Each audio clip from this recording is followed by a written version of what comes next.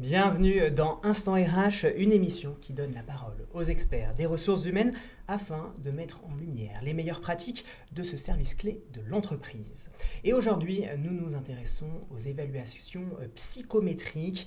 Comment celles-ci peuvent-elles permettre de sécuriser les décisions en matière de gestion du capital humain et en particulier du recrutement?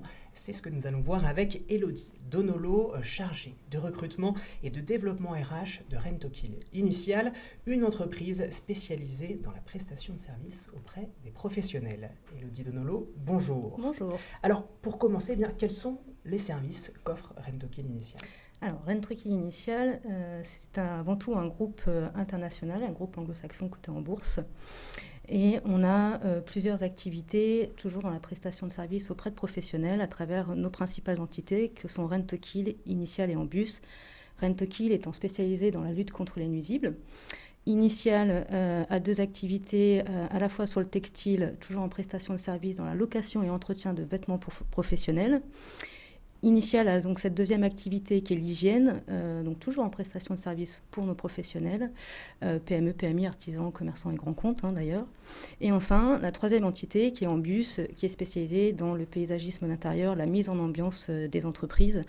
Donc ce qu'on propose de manière globale, c'est du bien-être, de la santé et de l'hygiène au travail. Alors, rentrons dans le vif du sujet.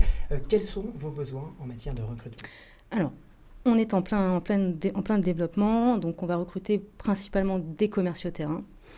C'est un peu le nerf de la guerre pour toutes les sociétés, et notamment pour Rentokil Initial. Sur l'entité Ambus et Hygiène et Rentokil, nos commerciaux, on va être des personnes qui vont prospecter, développer et fidéliser nos clients. Pour l'activité textile, c'est un peu spécifique. On va rechercher à la fois des commerciaux qui vont être dédiés à la prospection, à la chasse. Donc c'est un autre tempérament, une autre personnalité qu'on va rechercher. Et d'un autre côté, des personnes qui vont être dédiées au développement de prestations chez nos clients, à la fidélisation. Alors, quel est l'enjeu du recrutement, en particulier dans votre entreprise Rentokil Initial ? Je crois savoir que vous externalisiez auparavant le recrutement. Quels sont les enjeux derrière ? Effectivement, depuis 3 ans, on internalise de plus en plus les recrutements. L'enjeu derrière, c'est de savoir parler de notre entreprise, de savoir présenter notre entreprise et bien sûr attirer les meilleurs et les fidéliser aussi. Il n'y a pas que nos clients externes qu'on doit fidéliser, il y a aussi nos collaborateurs en interne qu'on souhaite garder et faire évoluer pour faire grandir aussi, accompagner la structure dans son développement. Il y a un enjeu de fidélisation, c'est ça que vous voulez dire ? Aussi, oui, pour éviter le turnover qu'on connaît bien sur la population des commerciaux. Peut-être aussi un enjeu de coût, un enjeu financier derrière le recrutement. Et tout à fait, vous avez complètement raison, et un enjeu financier, puisque le recrutement externe est quand même plus coûteux. Et depuis 1 an et demi, moi que je suis dans le groupe, on confirme cette tendance. Et c'est pour ça qu'on internalise de plus en plus nos recrutements. Alors qu'est-ce que peut apporter justement l'internalisation de ce recrutement ?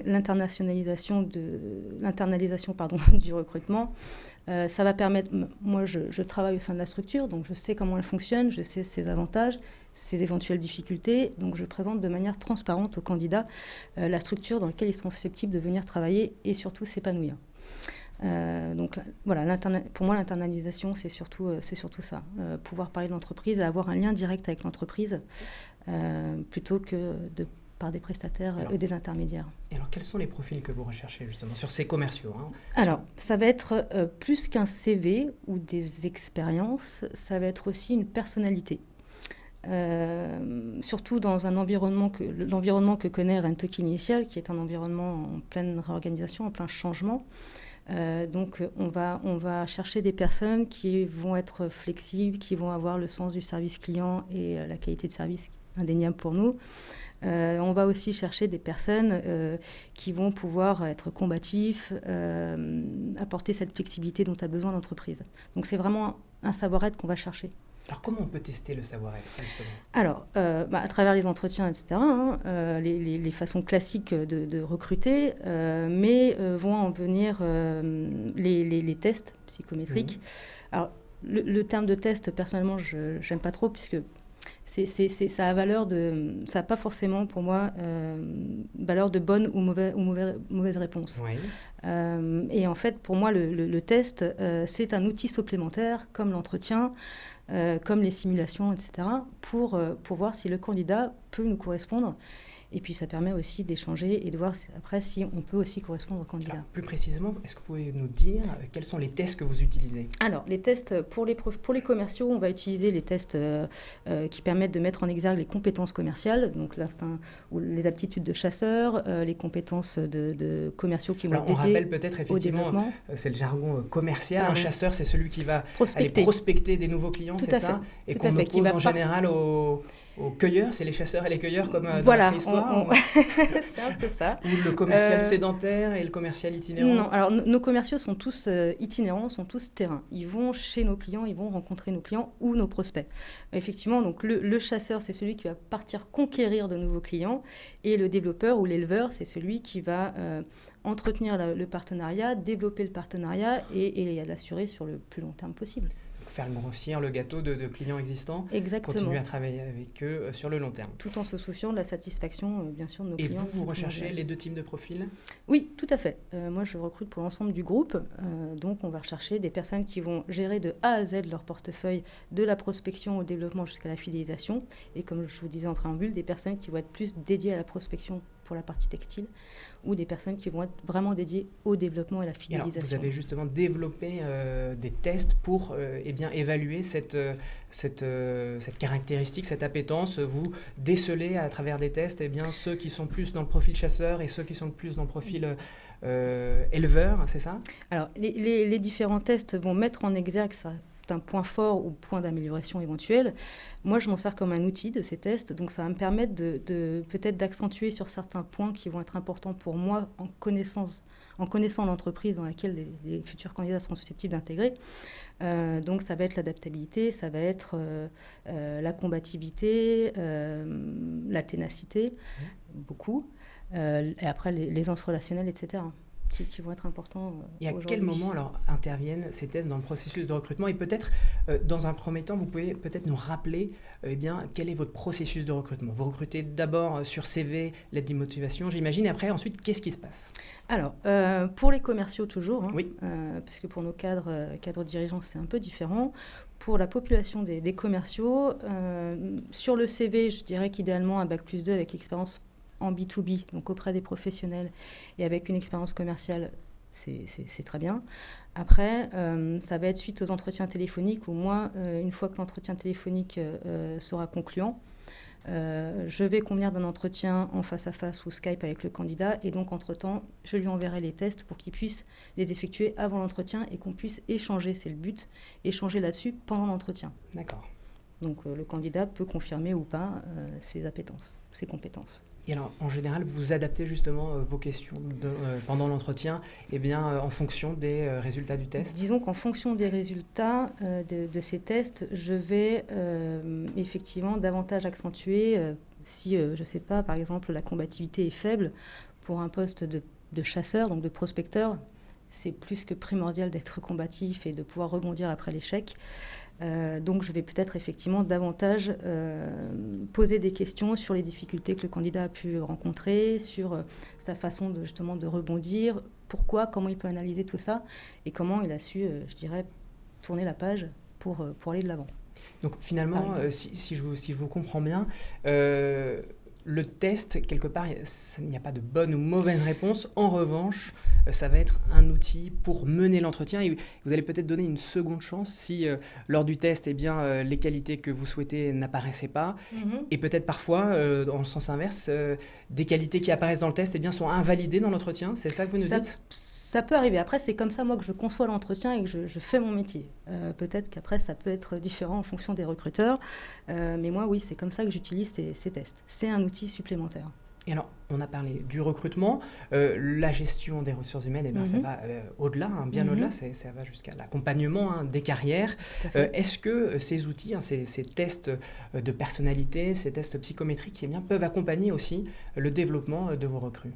Complètement. Les évolutions en interne sont bien évidemment favorisées. Toujours, si on reste sur la population de commerciaux, de nos commerciaux, ils peuvent évoluer sur la gestion de comptes plus importants, donc un process de décision par exemple plus important où il faut gérer sa frustration, sa patience, etc. Ça peut être des évolutions sur des postes à dimension managériale, où là, par exemple, on va utiliser le CTPIR, qui est un test Oui. qui peut justement évaluer les compétences ou appétences du candidat à avoir ce potentiel de manager, comme le leadership, etc., par exemple.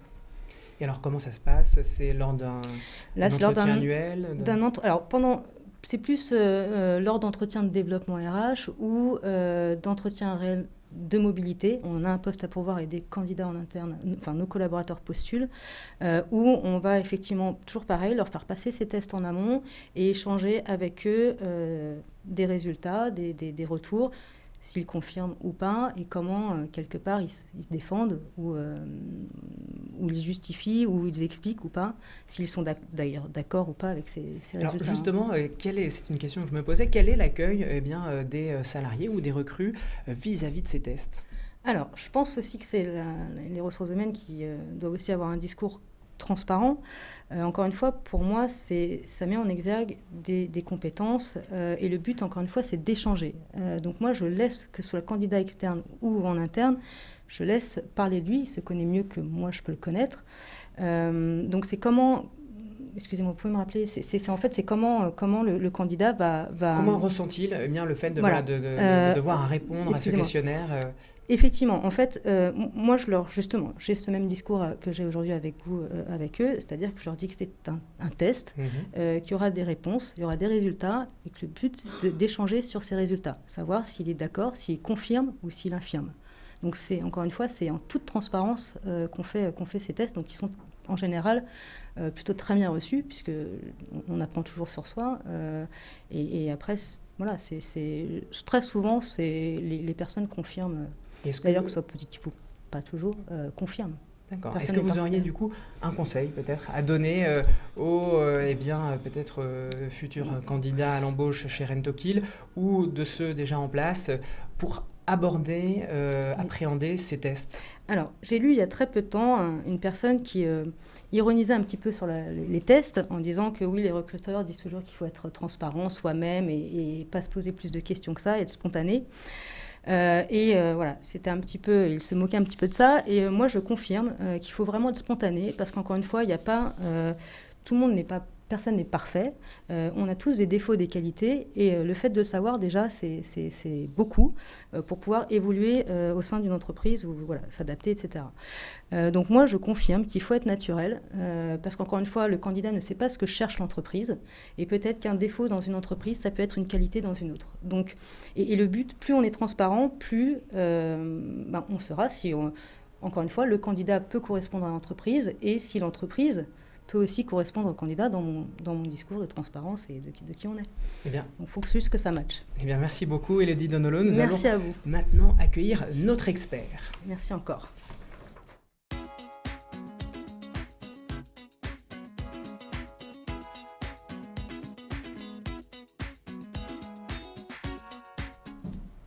Patrick Leguide, bonjour. Bonjour. Vous êtes le fondateur et directeur recherche et innovation de Central Test, un éditeur expert en évaluation du capital humain. Votre métier, finalement, c'est de concevoir des outils d'évaluation. Exactement. Donc, notre métier, c'est de concevoir et de valider des tests psychométriques. Donc, évidemment, ces tests sont administrés en ligne. Donc, on a toute une équipe d'informaticiens qui va compléter le travail des psychométriciens dans le cadre du département recherche et innovation. En parallèle, on a un département consulting qui propose des formations, des tests à nos utilisateurs, ainsi que des solutions d'accompagnement pour les entreprises, par exemple la réalisation d'audits d'équipe. Alors, Patrick Leguide, j'aimerais qu'on revienne quand même à ce stade de l'émission sur la définition d'un test psychométrique. Psychométrique, ça vient d'où d'ailleurs ? Alors, psychométrique, ça vient selon le sens étymologique de psycho, qui signifie la personnalité, l'âme, de façon plus générale. Et métrique, ça signifie la mesure. Donc, c'est littéralement la mesure de la personnalité. Donc, mais aussi d'autres aspects liés au comportement. Et le point principal, c'est qu'un test psychométrique doit être validé scientifiquement, il doit répondre à des normes, et ces normes sont régies par des associations psychométriques, des associations internationales de psychologues. Alors, qu'évalue un test psychométrique? Vous avez parlé de personnalité, on pourrait parler d'intelligence émotionnelle. Est-ce que ça évalue, encore une fois, également des capacités de raisonnement? Un petit peu tout à la fois, enfin pas en même temps. Disons qu'on a plusieurs types de tests psychométriques. Donc tout d'abord, il y a les tests de personnalité, d'intérêt et de motivation qui vont évaluer des traits relativement stables dans le temps.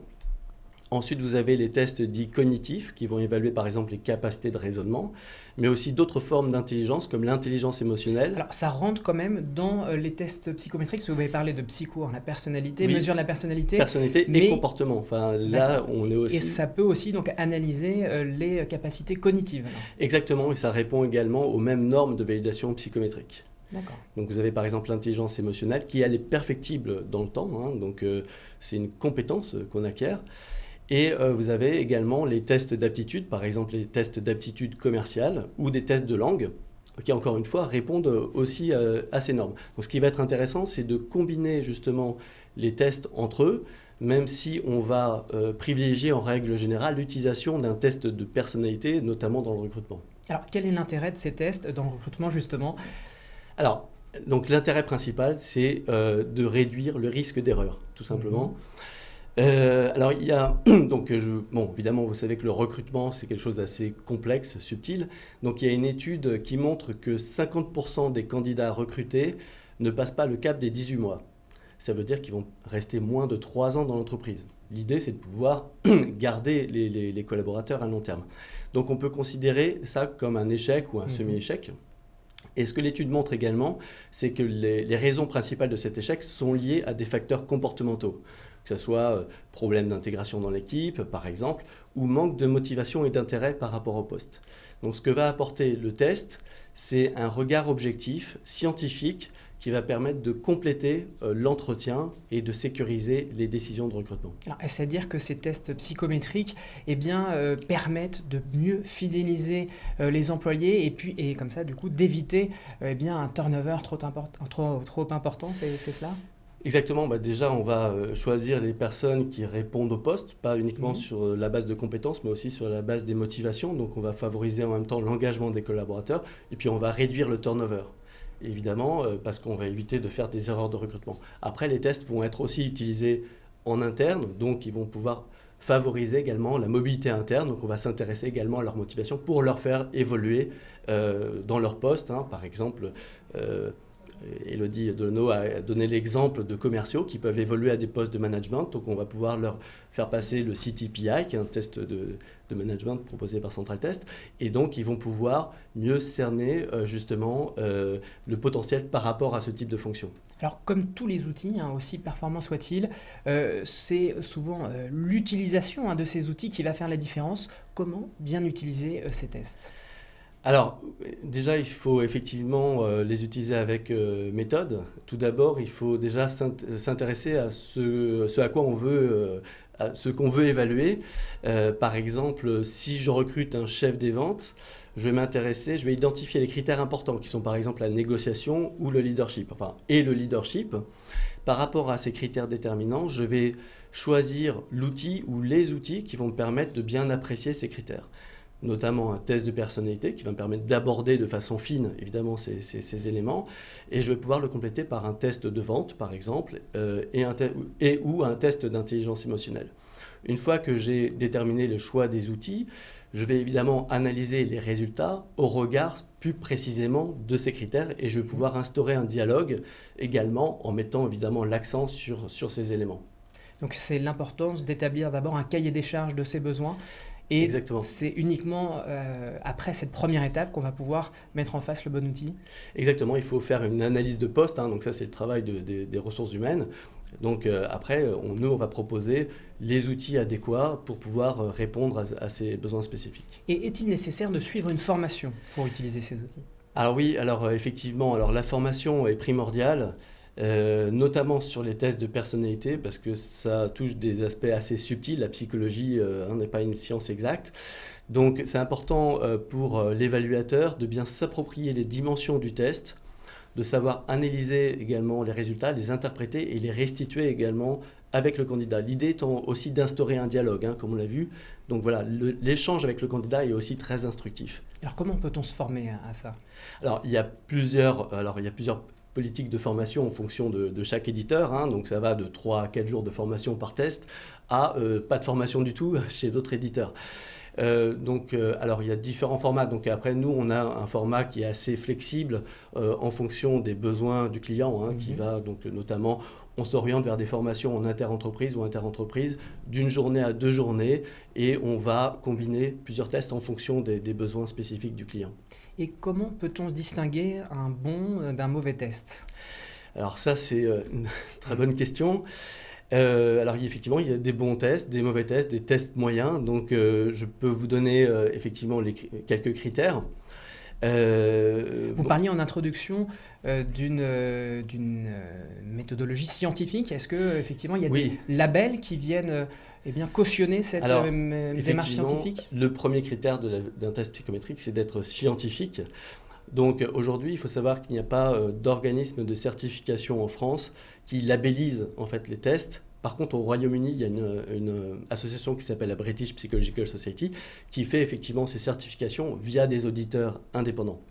Donc, en l'absence de cet organisme, donc c'est à l'éditeur de démontrer la validation scientifique au travers de son manuel évaluateur. Donc ce qui est important, c'est de demander évidemment le manuel, de vérifier par vous-même et de ne pas se contenter du seul discours marketing. Alors il y a effectivement après d'autres éléments concernant le choix des tests, bien sûr. Et comment conçoit-on un test psychométrique ? Là, j'aimerais qu'on mette un peu les mains dans le cambouis. Vous êtes un éditeur de tests, vous les concevez. Quelles sont les étapes pour construire un test ? Alors effectivement, on a bien les mains dans le cambouis puisque déjà, il faut plusieurs années pour construire et valider un test. De même que pour réviser un test. Donc là, récemment, on a effectué la révision du Profil Pro 2, qui est notre outil d'évaluation du profil professionnel, qui aborde plusieurs aspects, dont la personnalité et les motivations. Alors pour faire court, parce que comme c'est 3 à 4 années, je vais essayer de résumer ça de façon en 2 minutes. Tout d'abord, il y a une première étape qui consiste à valider les dimensions qu'on souhaite évaluer. Alors ça paraît simple comme ça, mais ça prend plusieurs mois. Donc dans le cas du Profil Pro 2, par exemple, comme on a 2 groupes, personnalité et motivation, chaque dimension est structurée par opposition. Vous avez par exemple l'extraversion opposée à l'introversion.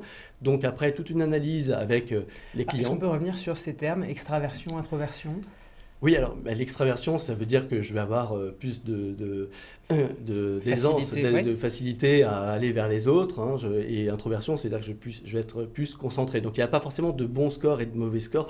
Ça, c'est aussi l'atout du Profil Pro 2, c'est que le candidat va moins se sentir jugé. Bon, après, ça, c'est une appréciation en fonction des différents tests.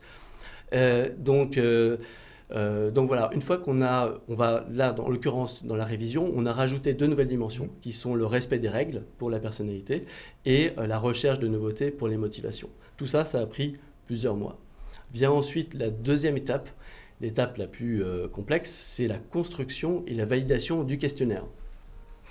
Alors, donc ce qu'on va faire, c'est que déjà on va faire plusieurs pré-tests auprès de milliers d'internautes, grâce à Internet évidemment, et on va analyser avec des outils statistiques, je passe les détails là-dessus, la corrélation des items avec les dimensions.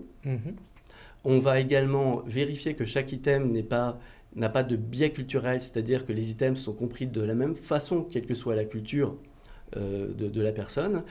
Et enfin, on va également valider la structure factorielle du test grâce à d'autres indicateurs statistiques. Par rapport à ça, juste à titre d'information, sur Profil Pro 2, on a utilisé une technique qui s'appelle l'IRT, qui est plus puissante que les méthodes statistiques classiques dans la psychométrie et qui s'adapte bien à des questionnaires dits ipsatifs. Alors, ipsatif, ça veut dire, voilà, vous voyez, c'est assez complexe. Ipsatif, ça veut dire que dans le questionnaire, c'est un questionnaire à choix forcé où vous avez des items de dimensions différentes pour que le questionnaire soit moins facile à déjouer. Et alors, quels sont... Pardon, je me suis... Pardonnez-moi. Dernière étape. Il y a 2 dernières étapes. Pour faire très court, il y a une étape ensuite de vérification où on fait notamment un test-retest, c'est-à-dire qu'on s'assure que les résultats sont stables dans le temps. Je passe les autres détails de la troisième étape. On vient à la quatrième étape, donc qui est la validation externe. On s'assure que le test mesure bien ce qu'il est censé mesurer, c'est-à-dire qu'on va comparer les résultats avec des données externes. Dans le profil Pro 2, on a comparé les résultats du test avec d'autres tests de personnalité qui sont validés scientifiquement. Et on a comparé également les résultats avec des observations provenant de managers pour s'assurer des qualités prédictives du test. Voilà.